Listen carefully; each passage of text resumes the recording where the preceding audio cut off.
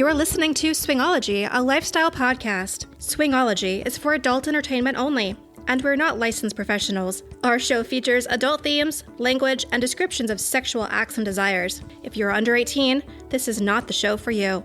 The ideas and opinions expressed are those of the speaker only and not of any company or entity, and should not be considered professional advice.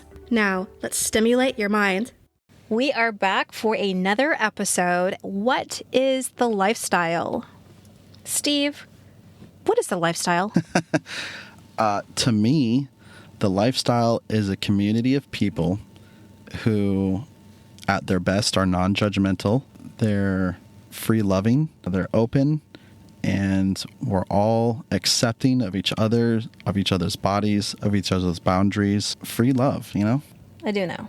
So, Tori, what is the lifestyle to you? The lifestyle to me is an umbrella term for the ethical non-monogamy community, which is another umbrella term for open relationships, which include swingers, polyamory. You know, the lifestyle also would include the nudist, for example, because the nudists like to go to some lifestyle places. They don't play, but they are comfortable there because they are not judged, and they can be who they are. And you know what? Some even in the BDSM world are considered in the lifestyle. Well, yeah, absolutely. You don't have to be a swinger. That's just one aspect. If you're part of the community, then you understand the ethics, you understand the etiquette, you understand the respect that comes into play. With all of those understandings, then you would fit in with the community. If I knew someone was in the lifestyle community for a long time and they were a respected member, I know I could leave my wife in their care and I wouldn't have to worry about a thing because they are in the lifestyle community. If they were a newbie couple or even a couple that was like from, I don't know, anywhere off the street, I couldn't just leave my wife in their care because I don't know who they are. I don't know how they're going to treat other people. But if you're in the community and you identify yourself as part of the community, then you know that there's a certain way to treat other people. Everyone understands that way. So what is that way, Steve? How do you treat other people if you're in the community? It's basically consent and boundaries, and then understanding other people's dynamics. So I would imagine other people that aren't part of the lifestyle who think about swingers and swinger resorts, they just imagine in their mind that everyone in there is just having rampant sex with each other, and there's all this pressure, and people are having sex with people they don't want to have sex with. And that couldn't be further from the truth. That is the opposite end of reality. That's a nightmare, actually, for everybody. No one would want to be a part of that environment. Nobody. When in reality, what it is consent is expected. So if before I rub another girl's back, generally, I would ask, is it okay if I rub your back? Is it okay if I kiss you? Is it okay if we go off into this other room and play? Now, some people, like us, for example, if another guy or girl asks me if they can play with my wife, I would say, you're asking the wrong person. My wife is her own person. She can make her own decisions and her own judgments. And so I say, don't ask me, ask her. But there are couples with this dynamic where it says, you know, yes, ask the wife, of course, but then also out of respect, ask the husband. So you should default with that. You know, everyone's different, which is why it's important to understand people's boundaries. This is kind of a unique situation where I was in the lifestyle before you were. What did you think the lifestyle was before I fully explained it to you? Well, the term lifestyle I didn't know. I knew the term swinger. What did that mean to you in your mind? Like what kind of things were you imagining? Before we met, I didn't know what it was. I thought kind of like on a faraway land, there's people that just kind of have sex, but they're not around me and I'm not around it. And, you know, it doesn't affect me. And I didn't know what it was. So then when you said in a past relationship, I was a swinger, and I paused you and I interrupted you and I was like, whoa, rewind. What is this? Because you see, 10 plus years ago when MySpace was around, I chose the status of swinger, not knowing what it was just because it's different. So what did I say I was? and you told me, and I was like, okay, well, I don't think I could do that. So I'm a very empathetic person. And so for a moment, I closed my eyes and I played the role of what it would be like to watch you have sex with someone and to have sex, for me to have sex with a stranger. And in my mind at the time, I couldn't fathom it. It was like gross. I was like, I can't do this. But I don't want to just reject something without actually giving it a legitimate try. So that's why I gave it a try and didn't look back, because it's pretty amazing. And yes, there are places where you can enter a room and have sex with strangers. That is a thing. But I think by and large, the lifestyle, that's not the norm. I think the norm is you vibe, you get to know them, you feel comfortable, you understand each other's dynamics and boundaries, and if it's a good fit and people want to, then you engage in the next level of the friendship, which include intimacy.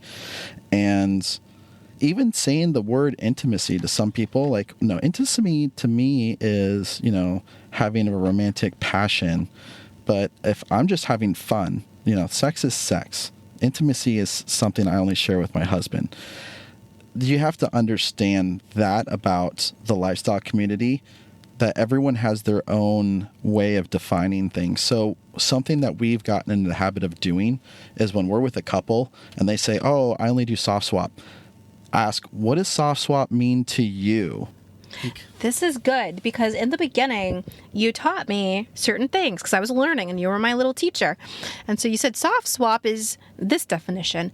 But then when I was doing my own studying on my own, because I'm a nerd, I learned that the definition of soft swap was something else. So I brought that to you and you were like, no, it's not. So then we researched it and we talked to other people.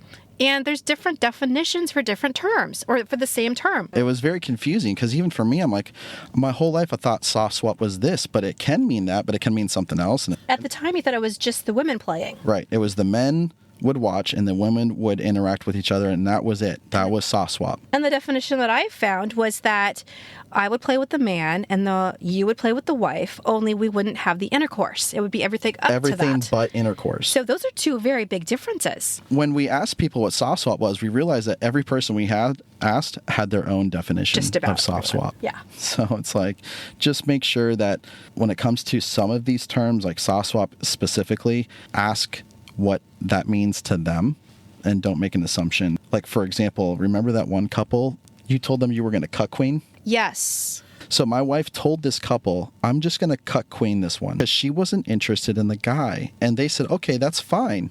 They said that was fine. If you know what the word cut queen means, it means that the wife is going to watch and be aroused by watching the others play. My wife was telling them up front that she wasn't going to participate in the play. She was just going to watch. And so we enter into this room, this place where we are going to start playing, and the other husband starts approaching my wife, and she goes, "No, I'm a cut queen." And he goes, "Yeah, okay." And so he starts taking his clothes off. He asked me to stroke him.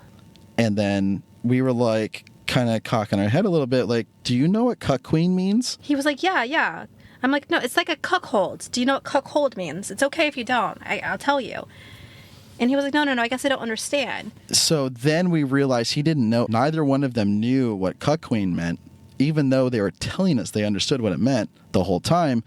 And then we had to break it to them that my wife wasn't going to be playing. And then, of course, it got a little awkward there. Just pivot. Pivot is a little bit. All we do is pivot. And no, I didn't. No, you didn't. I didn't play. Don't take one for the team, guys. Just don't do it. It's not worth it. I've done it, and then I felt dirty afterwards, and my husband felt dirty too. And just don't take it for the team, because you don't want to have that dirty feeling. That's not what swinging is about. It's about enhancing your relationship. Yeah, and if I had known she was taking one for the team at the time, I wouldn't have let it happen. But, she kept that kind of to herself. And that's another thing. Let's talk about this. Just because you've played with someone doesn't mean you have to play with them again. And that is hard if you're the one who wants to stop playing, because you have this bond, you're friends, maybe you get along great, but you realize the play style for you, or for me in this particular case, it just wasn't there. And so I was the only person between the four of us that wasn't feeling it anymore. So I was like thinking to myself, well, let's just keep going. we liked them. They're great people. But then it just started to feel not good inside. Yeah. Just trust your gut, trust your instincts. Unfortunately, we lost our friends. Here's a good tip. When let's say you're walking around and you're at an LS event or a location, typically you'd be holding hands with your partner. And at these places, the idea is to mingle with others, get to know, feel the vibes, and maybe participate and play afterward. If you're walking up or a couple approaches you, or you walk up to a couple and all of a sudden, for whatever reason, in your mind, I am not going to play with these people, you can subtly let your partner know that without telling them to their face right in front of them. Hey, you know what? No matter where this conversation goes, I'm not playing with these people, because that's kind of rude, right? All you need to do is give 3 subtle, gentle squeezes with your hand while you're holding hands together. That's our little. No one's going to know except for your spouse or your partner. Going to know except for your spouse.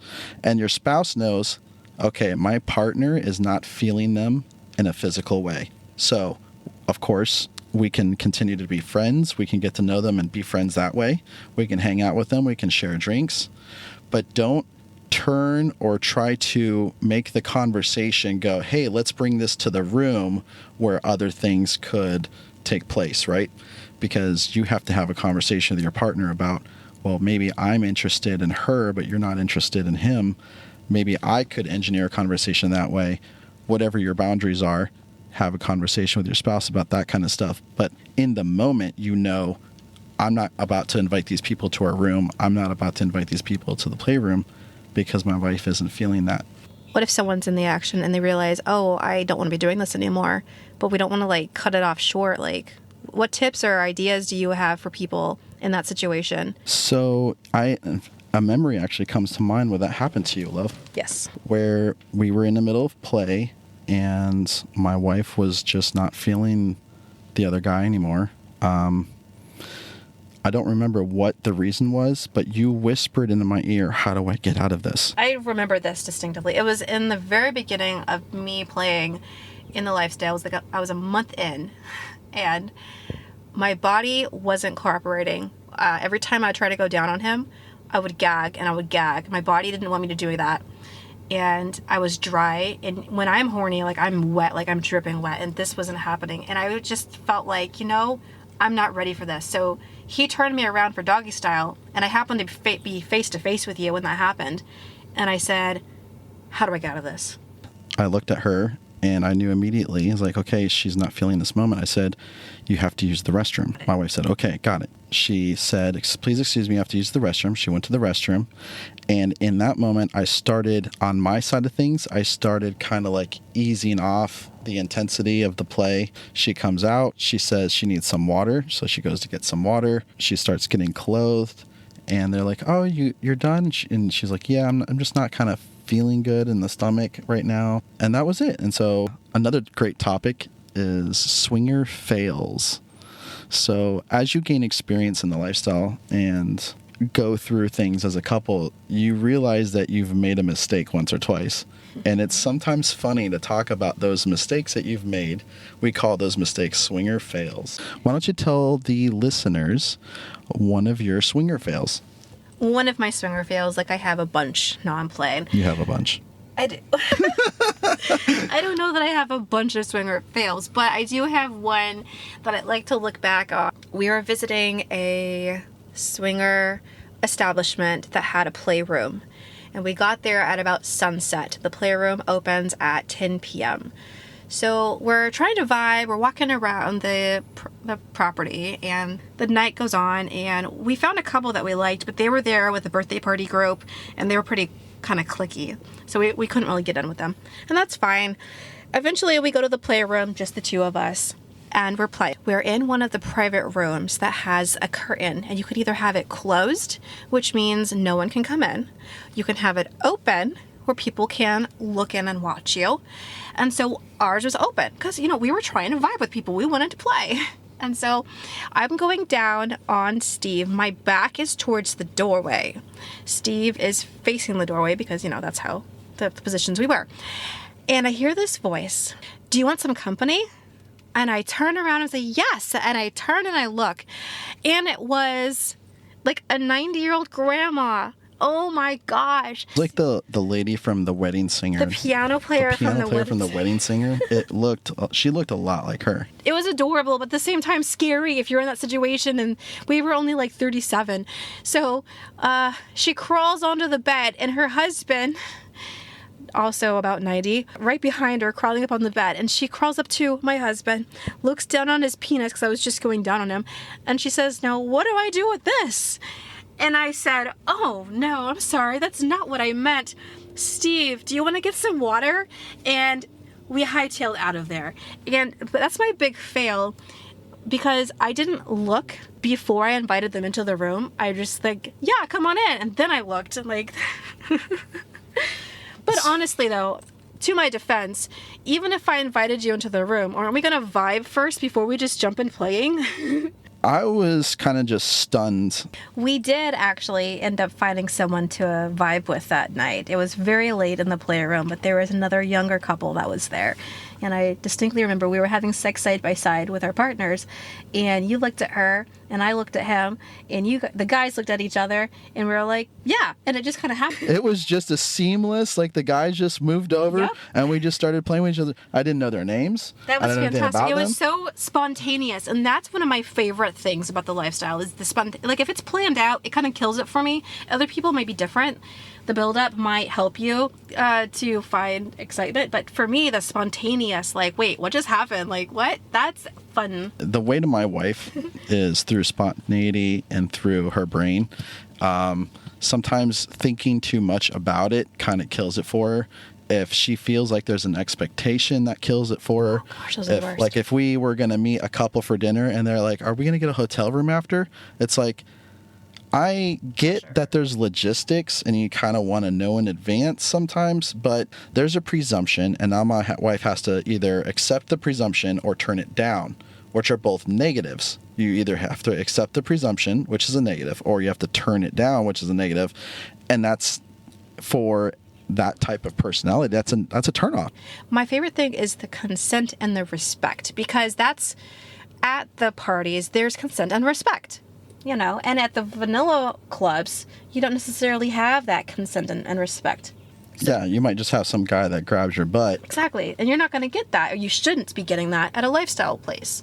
And that's another thing that I love about the lifestyle, is that if there is a bad apple in the bunch, the entire community is going to stand up for you if they know about it. Safety is a very important thing at any lifestyle establishment or place. And you should always be able to ask for a tour, know where the exits are, especially in like the playrooms. There should always be like someone from the establishment on site in the playroom or nearby, so you can flag them down, or you can say, hey, we need some attention over here if something untoward is happening. Steve, what is your favorite thing about the lifestyle? So I love that, and it doesn't do it for everybody, but I love that it strengthens our relationship. Imagine you're with your partner and you're fulfilling their desires and you're helping fulfill their fantasies, and you're giving them the best time of their life, and they're having experiences with other people that you can't give them. Because one of the things that's hard for people to accept in the lifestyle is that you cannot give your partner every kind of experience. Let me give you an example. Let's say I have a 8-inch cock, okay? When I have sex with my wife, she's going to have a unique kind of experience because of the size of my cock. Now, I know my wife has played with another man whose dick was curved at least 60 degrees to the left. It was a hard left curve.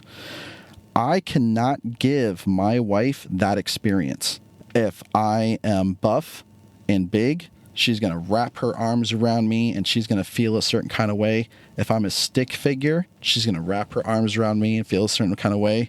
If I weigh 250 pounds, but I'm a comedic, hella fun guy, that's a different experience. And so those experiences she's going to have with these people are all based on physical attributes that there's nothing that I can do that's going to give her those experiences. There's some people that like, I remember I played with a couple and I gave the wife 2 back-to-back squirting orgasms, and the husband immediately got jealous. Mm-hmm. It was a jealousy thing. He was like, what do you mean?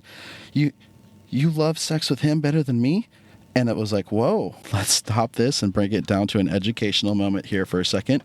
And I was like, how many women have you had sex with? And he said, at the time, I think he said 3. And correct me if you remember. I don't. He said 3 women. I said, okay, I've had sex with, and I'm just ballparking, roughly 100. Okay. So my level of experience is going to be different than your level of experience. How about you come over here and I will show you what I did, and you can give your wife the same thing. All of a sudden, it was like a light bulb went off in his brain. He's like, wait, you can teach me? I was like, of course I can teach you. Come over here. Do you remember when you were taught how to make someone squirt? No. It was from an older guy. It was when you were very, very young. Like you were young in the lifestyle. Oh, yeah. And an older guy taught you how to do it. Wow. I remember that story because I was like, wait, how do you do that? Anyway, so I'm with this guy, and now I'm teaching him how to make his wife squirt and have an orgasm, and he's successful. I was like, see, that's not so hard. And it clicked on him that the lifestyle can enhance his relationship with his wife, because who goes to sex school? There is no such thing as sex school.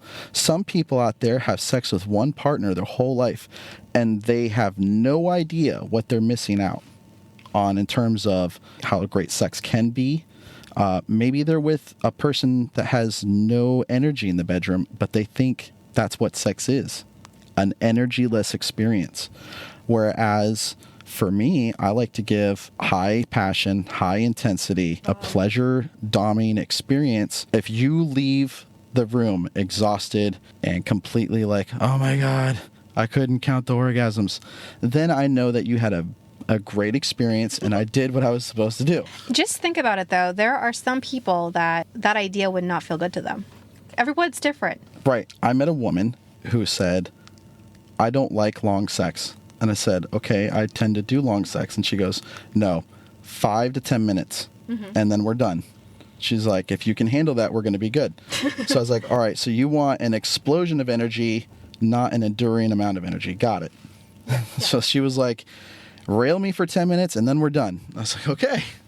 She was very clear about what she wanted. I appreciated that. That's another thing that I love about the lifestyle is that there's all these different flavors and different boundaries and aspects and dynamics.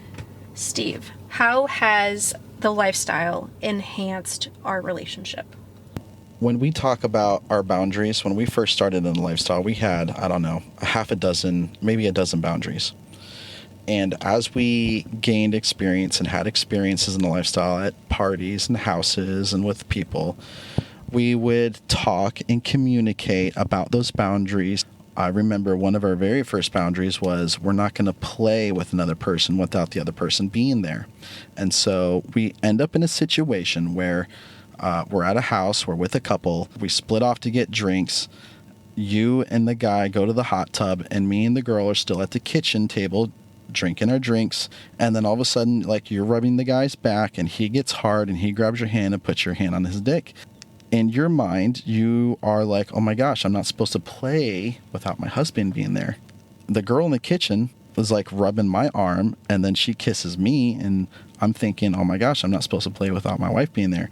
And so we both stopped the other person, and we've almost met in the middle as we come find each other, like, hey, this stuff's happening. And we realized that we were honoring each other's boundaries, and that was so affirming for our relationship. We had a great time with that couple. We went home, we talked about how amazing it was that we were thinking about each other in that moment, and we were in the middle of finding each other at the same time. And we were realizing that we respect each other so much that we stopped the play from continuing to find each other. And that affirmed our relationship.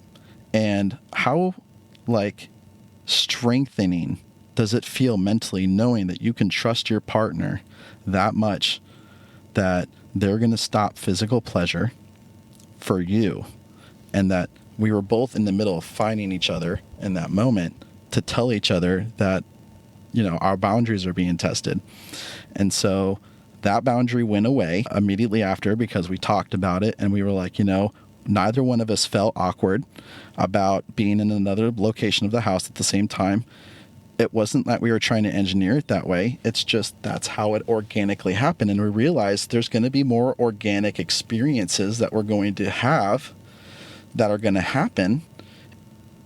How does it strengthen your relationship? The communication, The trust, the honesty. Other ways it can enhance your relationship is, if your spouse has this fantasy of being with two women, there's nothing you're going to be able to do by yourself that's going to give him that fantasy. And how empowering is it for you as a woman to find another woman or allow another woman into your bed to give your husband, something he wants? This is absolutely true. This is actually, but this is one of the things that I like about being a cuck queen is that when I see my husband playing with another woman and I'm watching, I know that he's doing that because I'm allowing it. If I said, okay, I'm done, he would stop immediately. And so that's empowering to know that I'm giving him this experience and he's loving that I'm giving him this experience and she's enjoying herself. Yeah. There was one time it was in the other direction. My wife doesn't vibe with guys physically that way anymore, not recently anyway. And it's kind of rare that she does. And when she does, I kind of I protect that. I was like, listen, my friends will come up to me like, hey, let's go to the club. I'm like, no, actually, that's not right now. My wife is actually vibing with a guy. That's kind of rare. She's kind of feeling him a little bit. I'm going to nurture that and let that continue on because if play is going to happen, I want that for her because she doesn't normally get that. She doesn't want that sometimes. And so when it does happen, I'm pretty protective of it. And of course, if I went to her and I said, babe, I'm not feeling that guy, I don't think you should do it, or I heard him say this to another woman, he doesn't respect other people or whatever, she would obviously stop talking to him and respect me the same way. Absolutely. Steve, I have a question for you. Yes. In 2024, how would a newbie couple meet people to swing with? There's different ways, of course. You can go to apps like Feld. You can do SDC if you're on the East Coast. You can do Cassidy if you're on the West Coast. And of course, those apps will intermingle. You can do SLS here if you're in the Florida area. These places allow you to create profiles and discuss what it is that your boundaries are, what it is that you're looking for, and give you opportunities to meet people. Alternatively, you can go for organic experiences, which is what we've kind of maneuvered into. So you would go to your local lifestyle club or place, intermingle with people that are there, and allow organic friendships to grow that way. I will say this. If you're going to a lifestyle establishment and you're going to go with your partner and you're going for your first time, you're going to feel shy. You're going to feel a little out of place, and you're going to feel like everyone is cliquey because everyone is talking to each other. Everyone's having a great time and you're not. The reason why you feel that way is because they all know each other. They don't know you, and they are respecting you because you're new there. They're not going to sit there and come up and approach you and give you a kind of pressure. So if you want to get to know them, you need to be okay with introducing yourself to other people.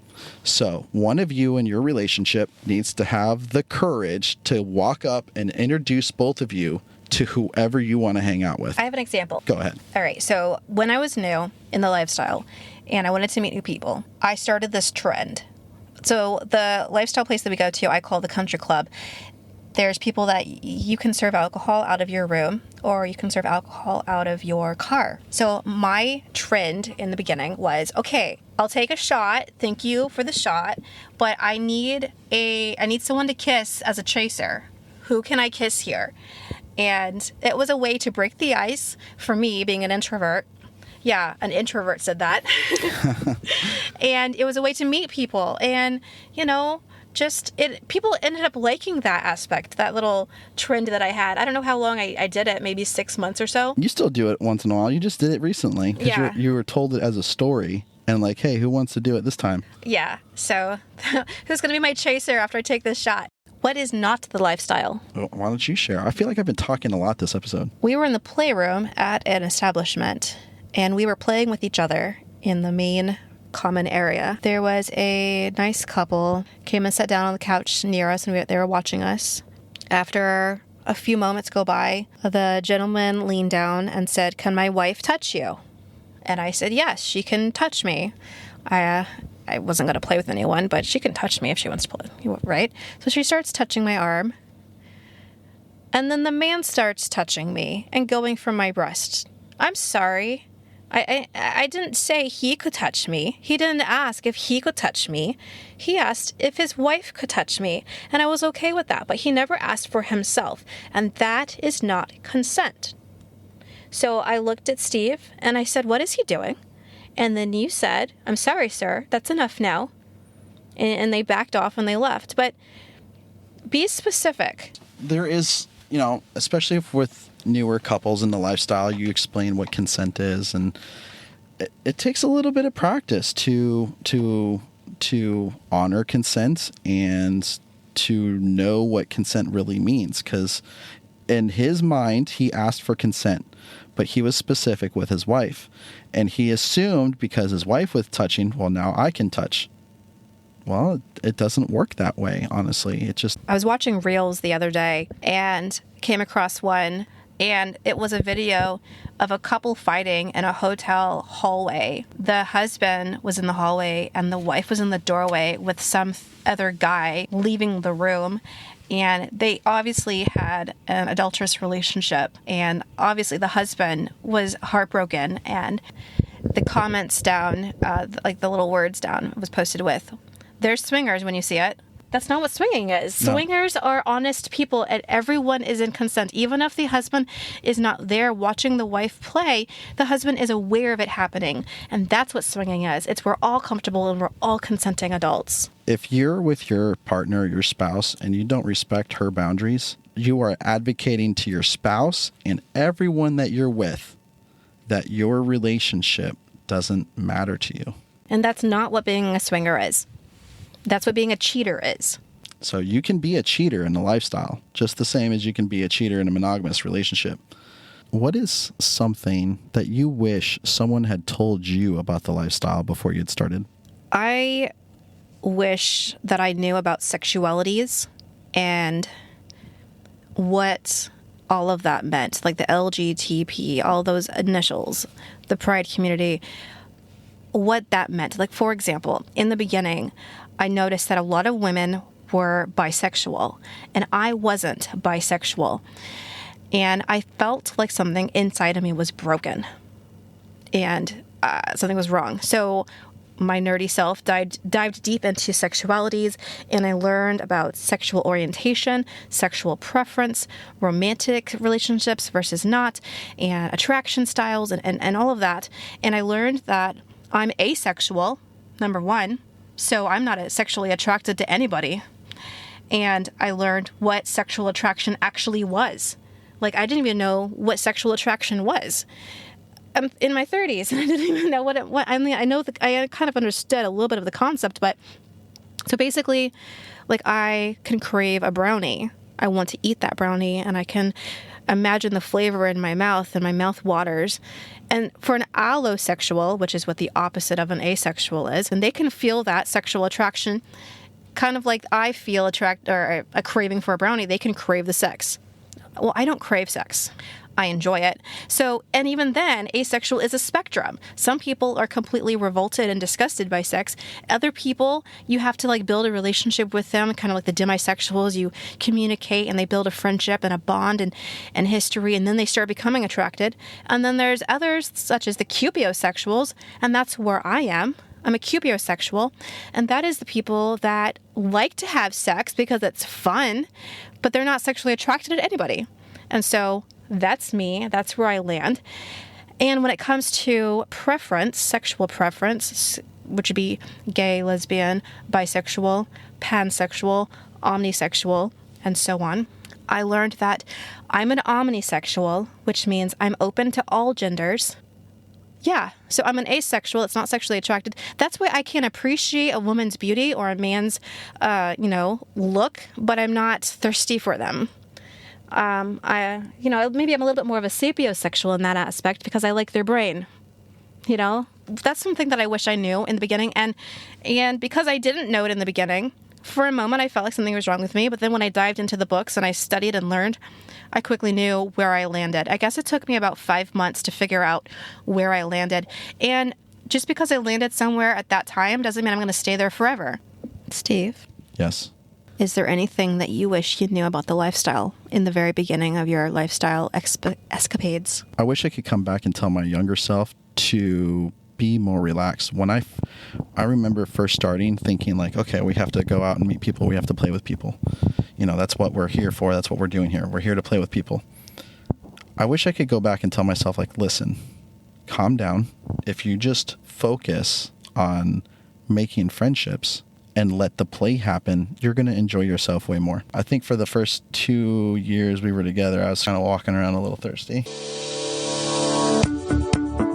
Thank you so much for listening to Swingology. I'm truly honored to have you as a listener. If you liked what you've heard, consider subscribing to our podcast or connecting with us on social media. The links can be found with the episode show notes. This is Tori Kist, reminding you to stimulate your mind.